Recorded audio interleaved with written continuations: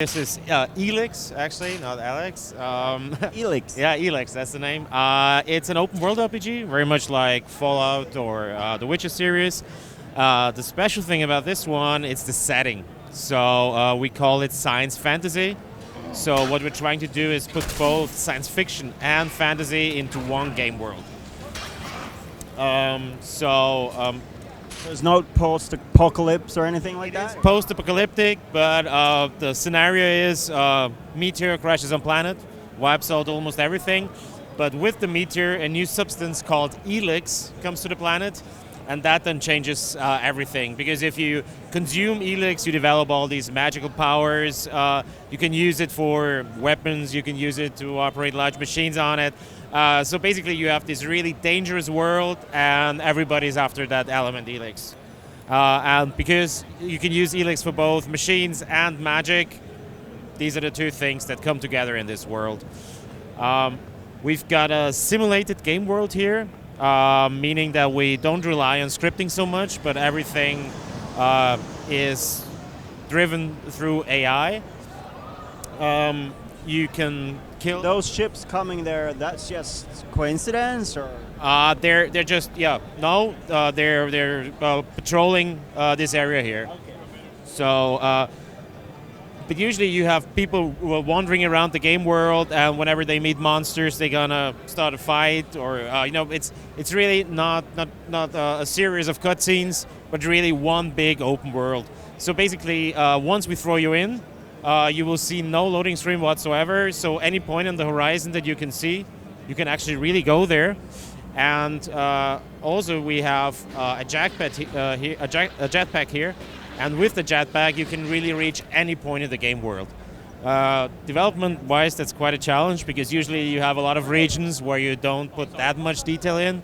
But now we have, because you can really go anywhere. But it really pays off because it really changes the way you run through the game world. Because usually if you're on a mountain and you kind of, usually you would have to run down like that, and now you really just jump. And that really changes also the pace that you go through the game world. So let's swim over here. Also, our setting allows us to have a really very broad range of weapons. So you already saw the sword fighting. I'll use, here we have a blaster, or let's go here for a grenade launcher. You can use the environment as well. So basically we have everything from shotguns to swords, a sword with a chainsaw attached to it. Basically anything that you can, or any weapon that you can think of, we've got it in here. So I think these guys are gone now. Yeah. Of course, there's a full role-playing game in here. So you've got tons of items. With every monster you kill, every quest you make, you get experience points. You have skill trees.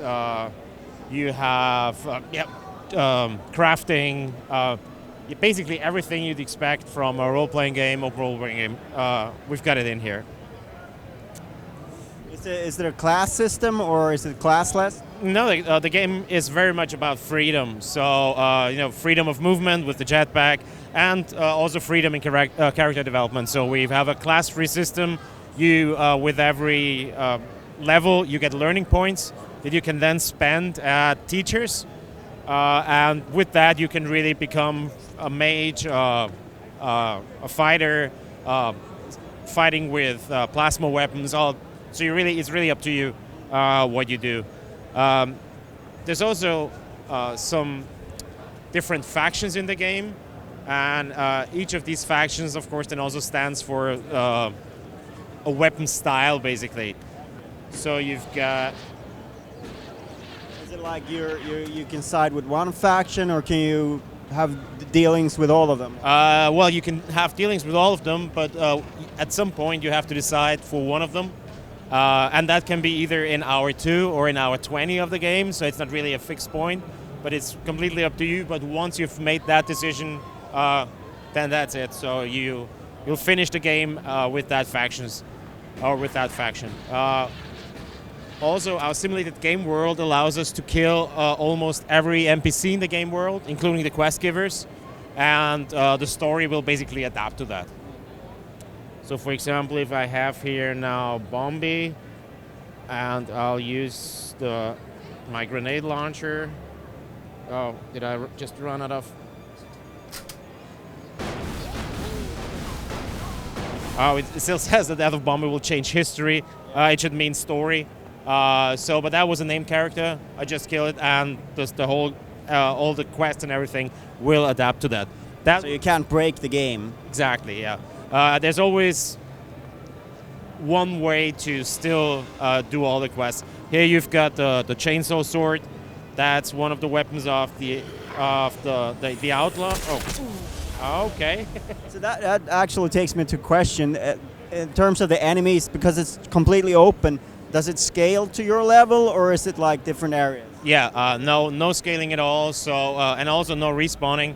So the world is what it is, and there will be a lot of areas when you go there in there for the first time. You might die because it's just not for you. But we don't believe in scaling. We really just want to have the world as it is, and it also gives you a much better feeling of progress because when you die, then you go out, get better, you come back, and then you kill these guys. Then you really get the feeling, okay, I really got better, instead of the constant scaling of difficulty.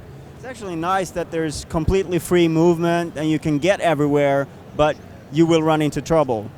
Exactly. Basically any NPC in the game world could be the first NPC you talk to. So you could start the game, run off for half an hour in one direction and start the game there. So it's really a completely open world, and whatever's there is there. There's a challenge to that as well when you're telling a story. How do you sort of make sure that the story is well told?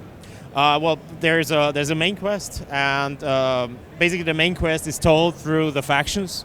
So that's why you have to join one faction at some point. Plus, there's a handful of characters that you can't kill.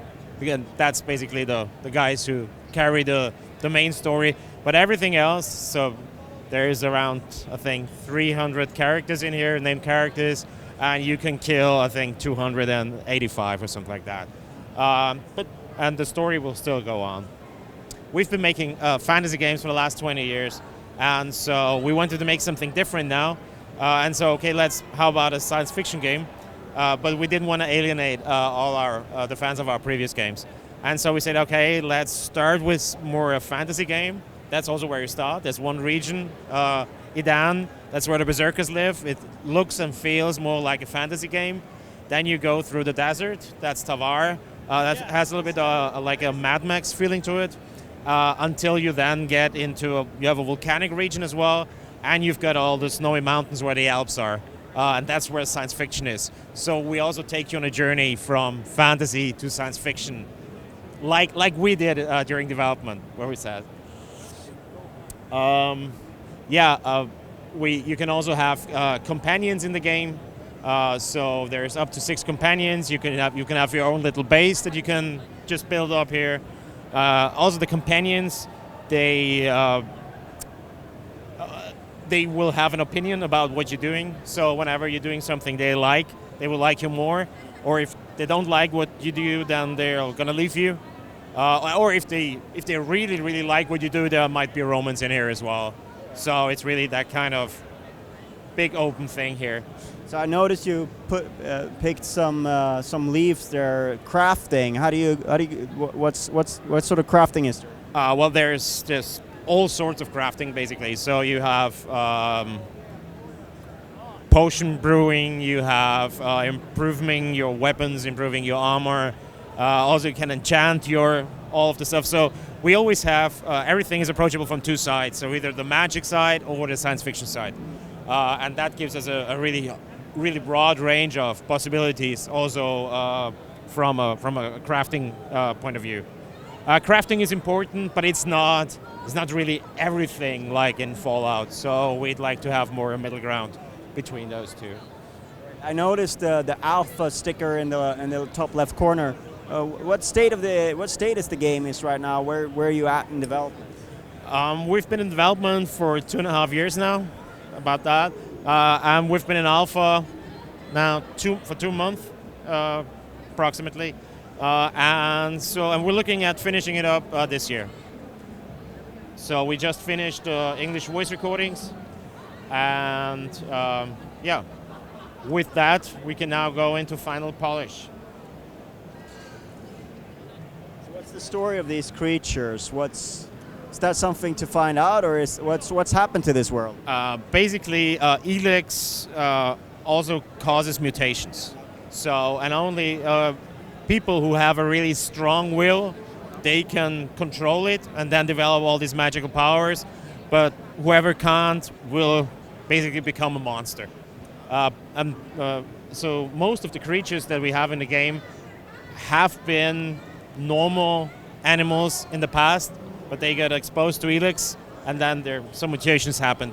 And for some, you can tell what they've been before, and even some of the monsters were humans before, and so that then, yeah.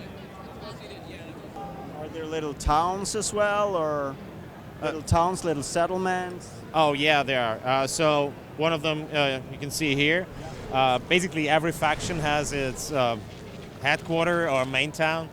And this one is the neutral one in the middle of the game. But yeah, and also the AI changes if you're inside a town or outside a town. So for example, outside a town there are no rules basically. But if you're in a town, you're not allowed to steal, you're not allowed to brawl, you're not allowed to kill. But if you do and somebody sees you doing it, they're gonna run to their chieftain and report you. And then you'll be known as a murderer or you'll be known as a thief. And then you either have to pay or they're going to send bounty hunters after you. So until it's like a reputation system. Exactly. But only within the city. So you don't fuck up your whole game just because you do something wrong in one place. But yeah, especially if you're from a different faction, you could still live with that. So, and I understand this is coming out on PC and consoles, or? Yeah, exactly. Where it's PC, PlayStation 4, and Xbox One. It's good. All right, cool.